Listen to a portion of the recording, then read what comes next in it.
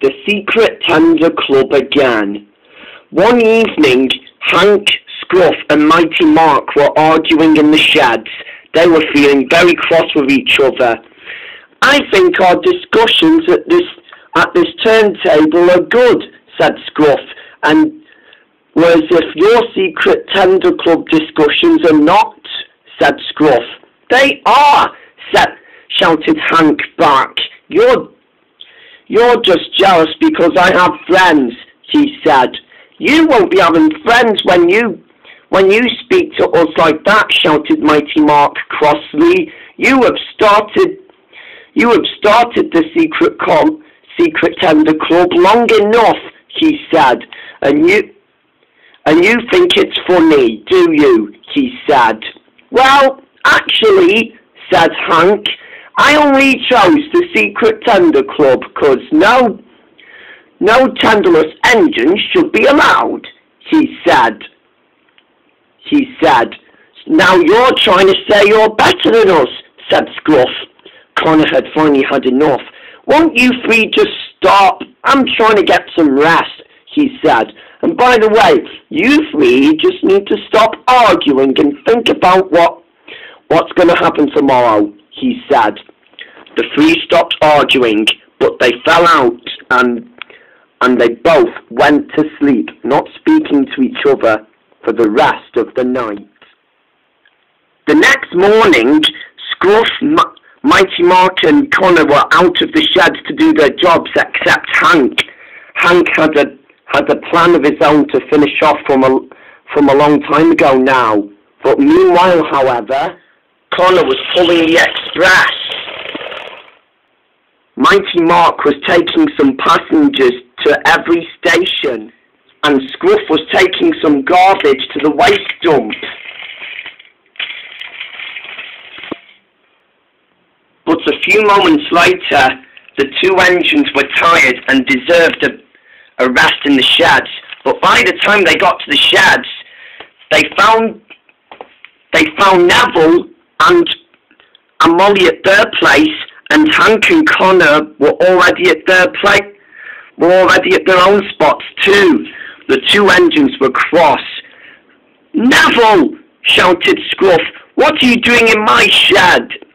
"And Molly!" shouted Mighty. "What are you doing in my shed too?"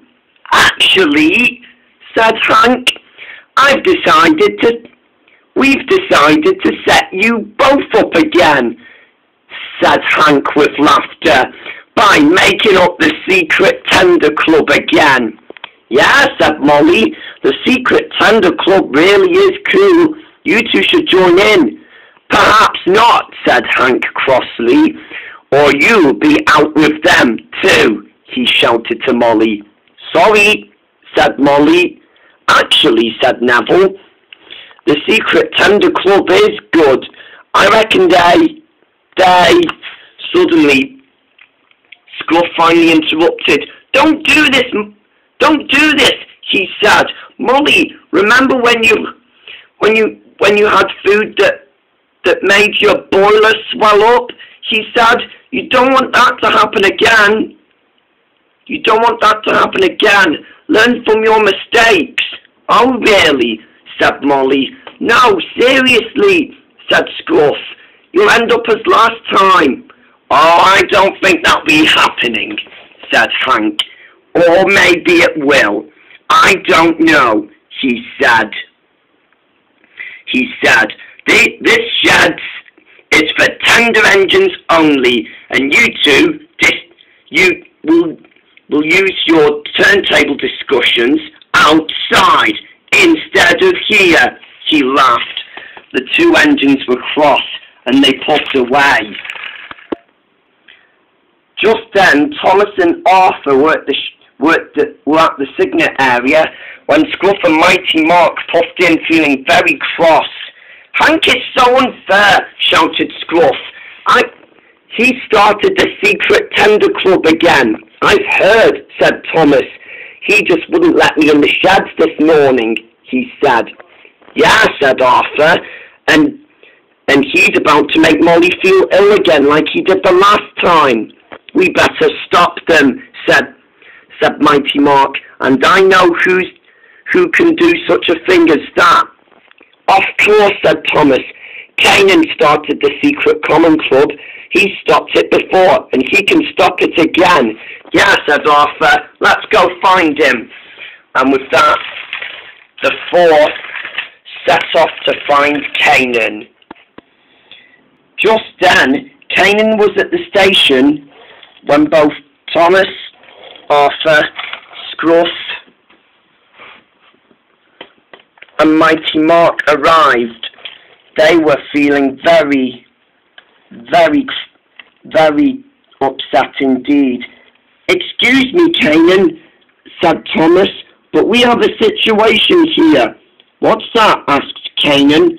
You see, Hank has started the Secret Tender Club again, and we want you to stop him.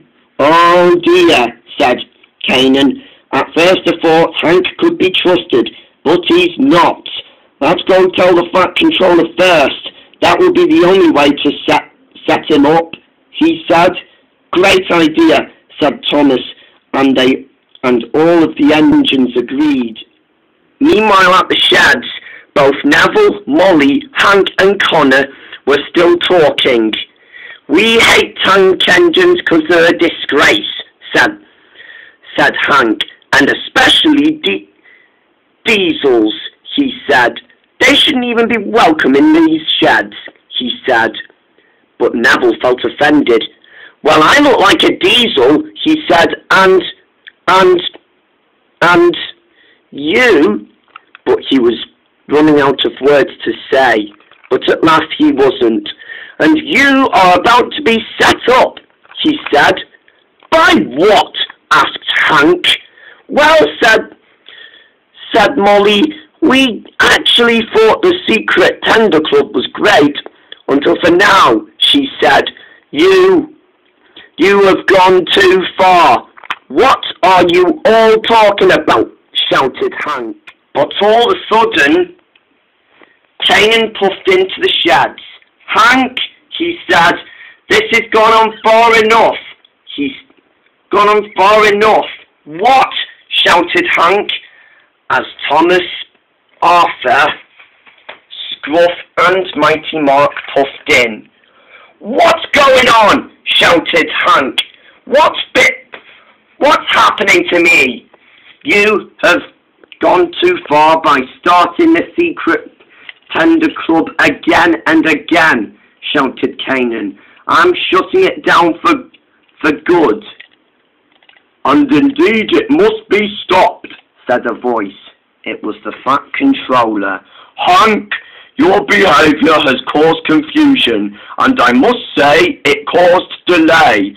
You will owe these four an apology. Sorry, said Hank. It won't happen again. The Fat Controller began to speak to him even more.